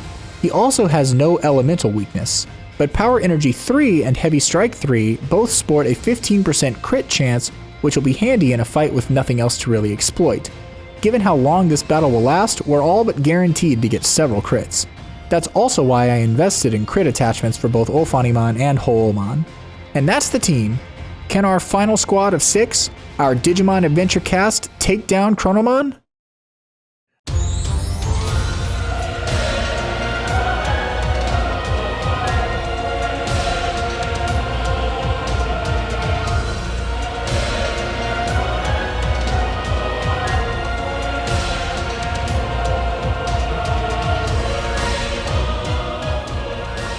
The Olympus 12 descend into battle, Hikari and Aegiomon leading the charge against Chronomon.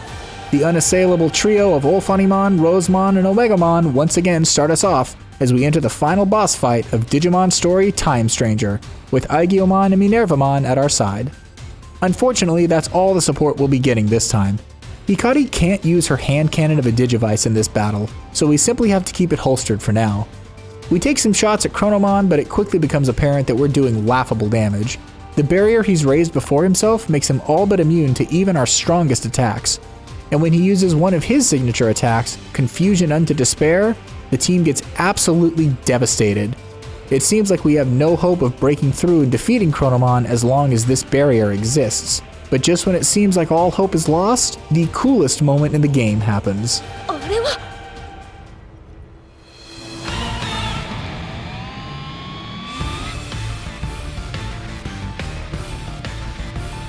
今回は特別だよ。断りの力に守られた反逆者。同じ断りの中で生きる者にはどうしようもないってわけ。その断りの外にいる者による制裁をホメロスが寝ちゃう前にやるんだ。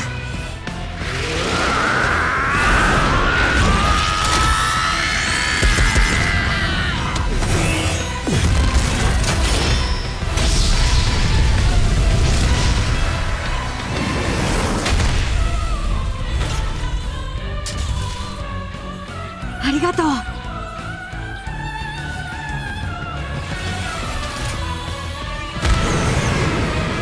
By the way, if you do a bunch of specific quests before the end of the game, that cutscene is 20 times more awesome. I didn't want to do all that this time, but maybe in a future run we'll see the full version. With Yggdrasil's and Omegamon's assistance, Chronomon's barrier is now shattered and the fight can truly begin. Venusmon, Neptunemon, and Mercurymon come to our aid in Minervamon's place, and Rosemon quickly heals us up. This part of the fight was, I kid you not, nearly 30 minutes in real time once all was said and done. So I'm largely going to be summarizing what happened and giving you just a few distinct highlights. Everyone attacks with their null skills, hoping to land some critical hits and speed the process along, while Venusmon and Rosemon keep everyone healthy. Eventually I realize we're going to run into a problem we haven't dealt with very often. This fight is so long that we might actually start running out of SP, so to preserve the real damage dealers for the end of the fight, Vikemon and Ho'omon take Ulfanimon and Omegamon's places, as Rosemon overheals them for some greater longevity. After enough damage is done, we get blasted with Confusion unto Despair again, wounding our 3 guest fighters. Bacchusmon, Marsmon, and Volcanismon join the fight in their places to support us, and we continue the slow process of chipping away at the behemoth in front of us. TyrantKabuterimon joins the front lines in Ho'omon's place, and everyone hits Chronomon as hard as they can. Rosemon swaps out for Ho'omon, and now the entire back line is taking the lead. I figure if they can get us through this phase, the other 3 should have plenty of SP to wrap up the fight in the end.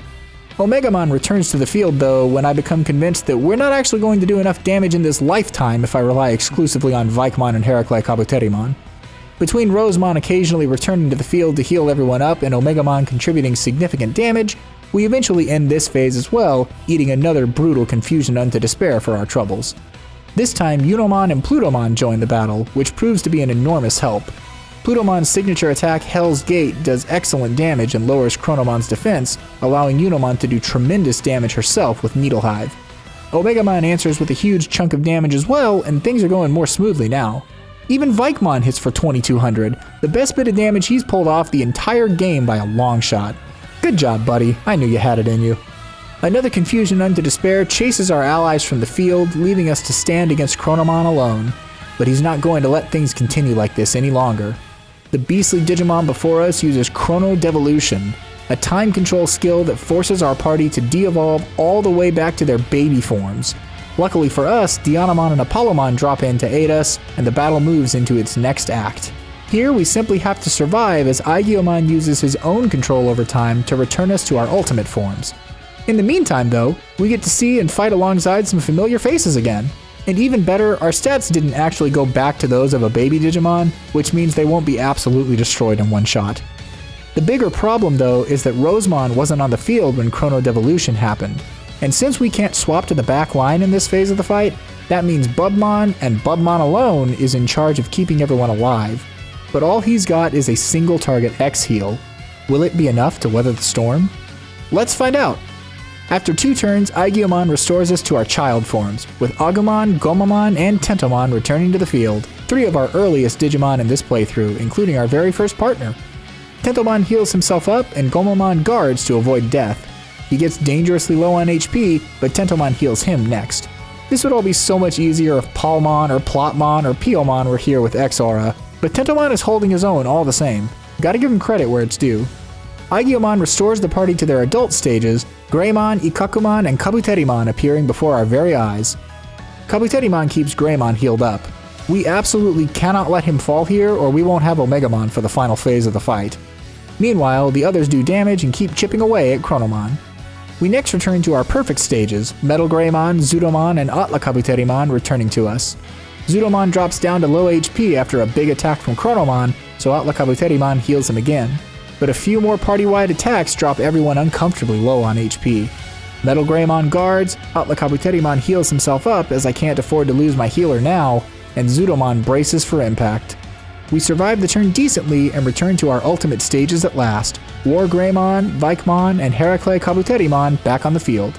But we're not quite at full power just yet, are we? Again, TyrantKabuterimon heals up War Greymon and Vikemon guards. I can only hope he hangs on one more turn, but Chronomon hits us with debuffs to our defenses and confuses Vikemon. Because of that status effect, Vikemon swats Dianamon in confusion, meaning he can't guard this turn. Our first partner might be in some trouble here. Are we really about to lose him this late in the game? He drops to red HP after 2 attacks, closer to death than any of our Digimon have been in a long time. And finally, Aegiomon restores War Greymon to Omegamon. But before we can even act, Chronomon gets ready for a devastating attack, Loathsome Fate. And even after all my best efforts to protect him, it really looks like Vikemon might fall to the final boss. If this were a real attack and not a cutscene, Dianamon and Apollomon protect us from the blast, Catastrophe makes the save, and an old friend descends from the sky. With our full power returned to us, we make our last stand, with Minervamon right at our side just like she was at the start of the game. Able to swap the party again, Rosemon returns at last and takes Vikemon from 400 HP all the way up to 8,000. Yeah, I think he's safe now. A classic strike roll from our old friend does solid damage before TyrantKabuterimon swaps out for Omegamon, who gets a good hit in with Grey Sword. Ulfanimon takes Rosemon's place, but the Angel of Overhealing isn't gone for long, as she swaps in for Vikemon and heals both Ulfanimon and Omegamon. And now we're all set. We spend another turn doing solid damage before something special happens. 私の闘志に火をつけてくれて、私はこんなもんじゃない!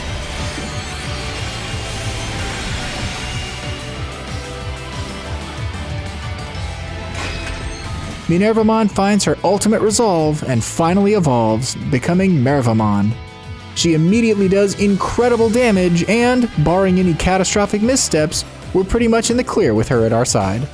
We maintain our rhythm, attacking Chronomon with everything we've got and healing as necessary until his HP hits 50%. He starts charging the last ultimate attack of the game, something I'd completely forgotten he had the ability to do. Luckily, Mervamon does excellent damage to the stance bar to start things out. Omegamon, Hoomon, and Ulfanimon do decent damage, but it's still going to be close. Mervamon absolutely devastates the enemy's stance again, and Omegamon does excellent damage himself. Since Rosemon has an intelligence buff right now, I bring her back in and hit Chronomon with Thorn Whip, which does decent damage. Now it's all up to Ulfanimon. Will she be able to break through the stance bar before Chronomon launches his ultimate attack? Eden's Javelin is the move of choice, but we come up just short. Chronomon prepares his assault even as Mercurymon does another solid chunk of damage. Now, we're at the endgame here. There's no sense in taking risks with my best Digimon if I can avoid it. Losing the big three at this point would be concerning, to say the least. So to that end, the back line comes out once more. TyrantKabuterimon takes Omegamon's place in guards, Vikemon stands in for Rosemon but hits himself in confusion with the status lingering from earlier, and Hoelmon subs in for Alfanimon and braces for impact. Loathsome Fate comes out again and blasts the party for a lot of damage, but nobody comes too close to falling. The back line has done outstanding work this battle, and they have really impressed me. Omegamon and Alfanimon return, but Hoelmon remains on the field, coming a bit too close to death following a slew of party-wide attacks. So Rosemon subs in and heals the girls up to absurd HP again. After another turn, Chronomon begins charging his ultimate once again, but with the lingering stance damage, Mercurymon easily breaks his focus after a turn of good damage from the team. We're in the home stretch now, gang. Another few turns of damage and Chronomon is on death's door at long last. And fittingly, it's Alfanimon, evolved from my favorite Digimon Tailmon, who delivers the final blow with Eden's Javelin, defeating Chronomon and winning us our very first challenge run of Digimon Story Time Stranger. But before we celebrate, Hikari needs to fire her Digivice once more. This time though, it's not a nuclear fireball she shoots, but instead the Olympus 12. Don't ask me how that works, I couldn't tell you if I wanted to. It's very cool though. With Chronomon reeling, the Olympus 12 combine their powers as Hikari and Aegiomon join once more to become Jupitermon.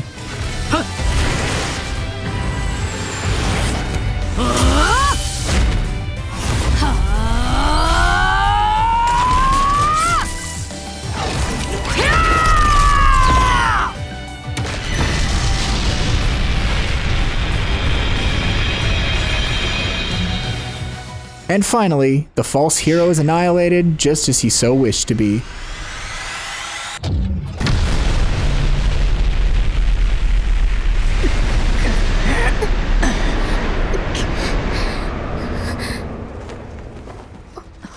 But unfortunately, that means Aegiomon will have to become the core of the Akashic Record in order to stabilize time and return the universe to its normal state. Aegiomon promises a tearful Inori that he'll always be watching over her and protecting her. Despite the fact that she begs him not to go, he knows he has no other choice and disappears into the crack in space-time. There, Hikari and Aegiomon separate once more. In order to put things right, to give Inori her lost family back, Aegiomon wants to reset the world and keep the first gate to Shinjuku from ever opening, the same one that took Inori's mother and brother from her. That means she won't remember Aegiomon or anything that happened after their meeting, but he reasons that's a sacrifice worth making as long as it brings her happiness. Our longtime friend and ally then tells us he can handle the rest from here, and sends us back to watch over Inori for him. It turns out Hikari didn't lose her existence at all. In fact, she'll get to live a life for herself from now on. Aegiomon says his last goodbye, and everything fades away.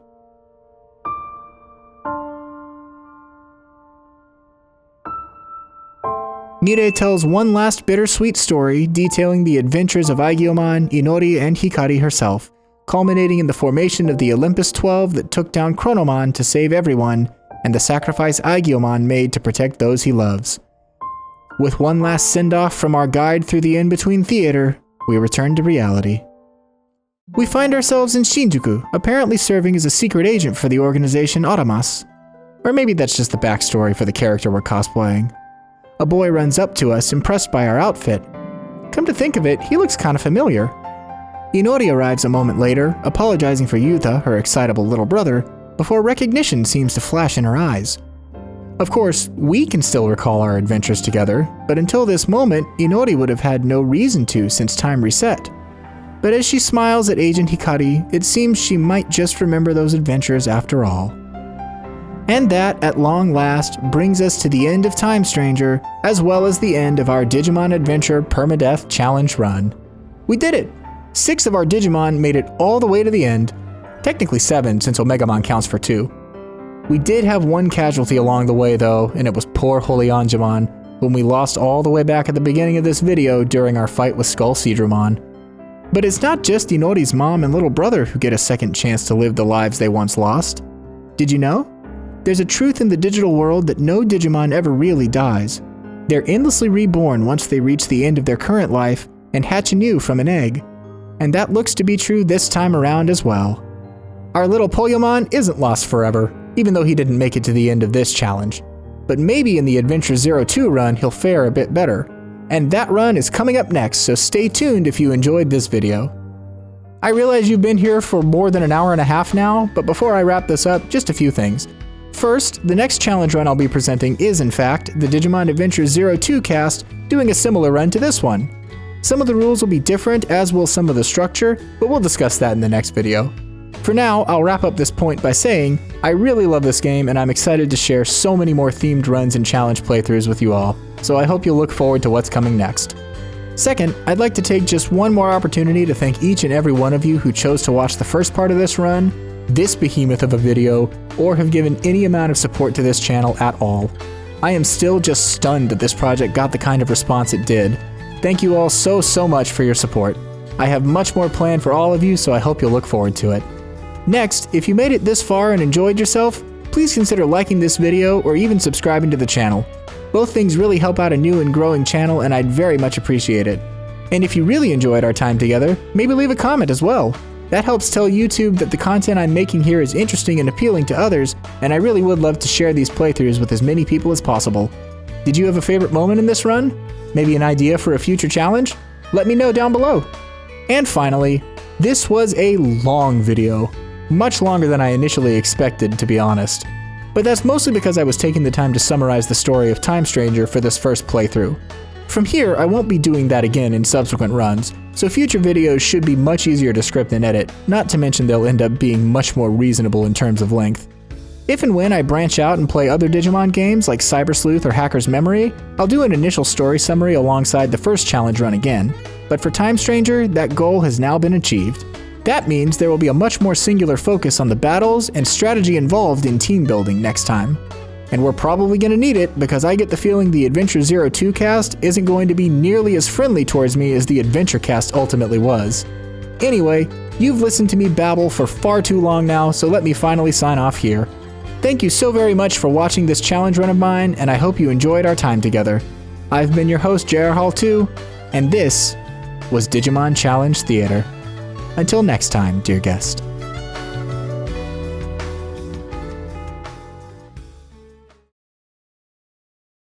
As the battle continues, Lilithmon keeps poisoning and injuring Lilithmon. Nidismon. It's so much easier to say her Japanese name. Lilithmon. It's starting to look funny in the script, like the way it's written makes it look funny to me. It's so hard for me to make these sounds. I don't know why I can't say Lilith properly. I'm gonna have to say her name so much in all these videos. Lilithmon. Can I do something with my mouth to make it better? As the battle continues, Lilithmon nope.